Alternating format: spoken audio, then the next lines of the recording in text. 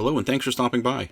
This is HROT, or HROT, or HROT, a first-person shooter developed by Spitniev for PC. Saying that knowing that I probably pronounced both of those incorrect.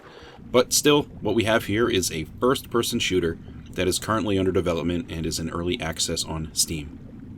As of the making of this video, we have one full mission available, and I guess when all was said and done, there's supposed to be a total of 3 different missions, each with multiple stages. So at this point, even with only one full mission available, I really think this one is worth the time, effort, and money. It's good. So we have a Doom-style shooter with its own unique setting. It offers this kind of dreary, oppressive style that makes this game feel a little more like a military horror game, and I really like that.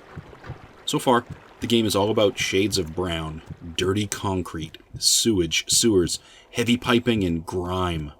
It's also filled with a reasonably creepy mix of enemies.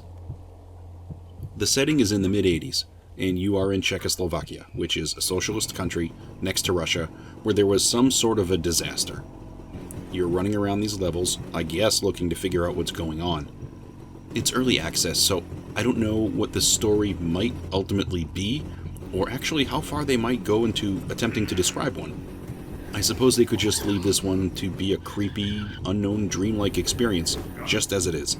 Maybe let the audience fill in the blanks, I'm not sure. But I guess you could look at this as maybe there's been some sort of a nuclear disaster of some kind, or perhaps some sort of an alien invasion. I just don't know. Right now the story just is. There are monsters, we have military-like villains, and they seem to be mutated somehow, and, well, overall everything is just kinda gross and creepy looking. So it's a shooter, and it has 5 difficulty levels, and when I play this type of game, I always start on normal, and I just see how it goes from there. Here, normal is definitely a challenge. On the first level of the first mission, you learn pretty quickly that this is not going to be an easy walkthrough.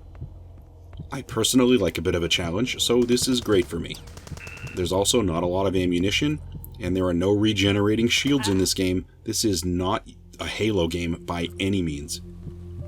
You spend your time running around, shooting at what appear to be soldiers, and then eventually you're shooting at monsters, I suppose. The early enemies in the game are these guys that look like they're all bundled up and wearing gas masks.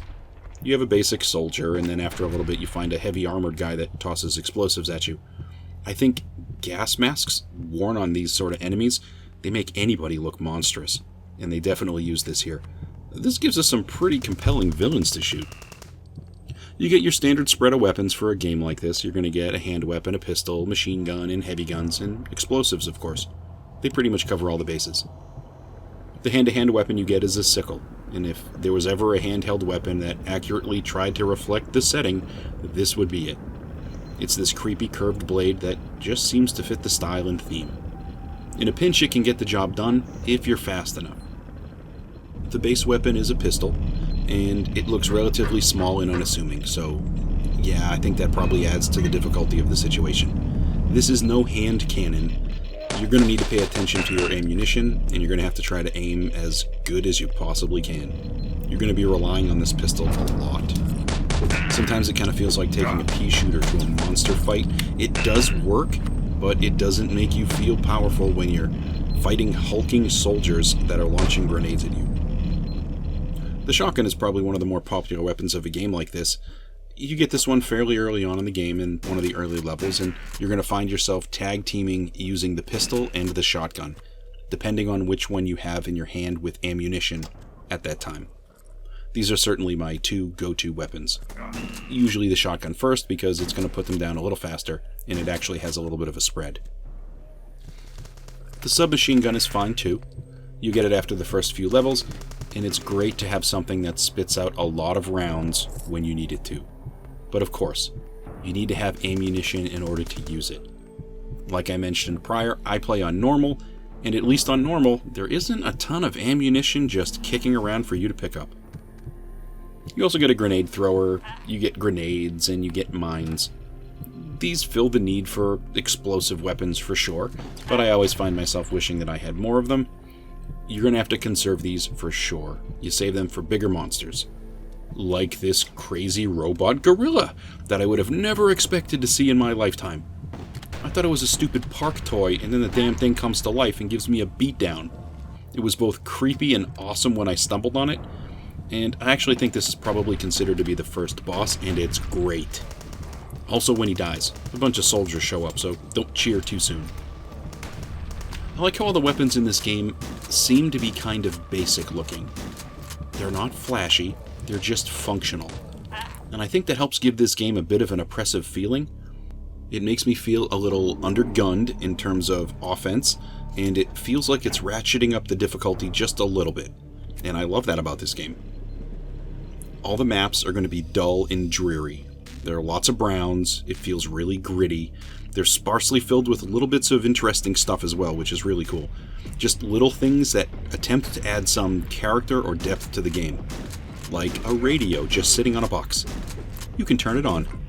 Or there are books lying around that you can open. Or you can destroy a toilet or turn on a shower. Once I picked up this little handheld LCD game that looked like something you'd get from Tiger Electronics in the 90s. It's this little cartoon trying to catch an egg. What a weird little game just sitting on the floor. It's just this awesome little detail thrown into the game. Now, these odd little things are minor, of course, but they certainly help give the game more depth and flavor. It makes it more creepy, too. I don't know, it's just... creepy is a great word to describe this game. Apparently the levels are based on real-life places in Prague. I've never been to Prague, but hey, I'll take the word of the developer, sure. This game is working.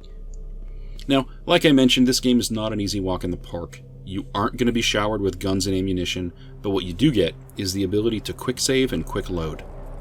I'm using an Xbox-style controller, which is supported natively, which is awesome, and I use the analog sticks to move around. You can press left on the gamepad to quick save, and right to quick load. This definitely helps. You can kill a few things in an area, and if you're in a good spot, you can quickly save the game. When you die, you at least have saved progress that's pretty close to where you died. But you can also trap yourselves in these saves as well, if you're not careful. If you're low on health or ammunition, saving frequently doesn't fix that problem. It locks you into it. Well, that's all I have today for HROT, or HROT, on Windows PC. What a great find. If this video was your type of thing, please feel free to like and subscribe and all that good stuff, and thank you for watching. Hope to catch you on another video.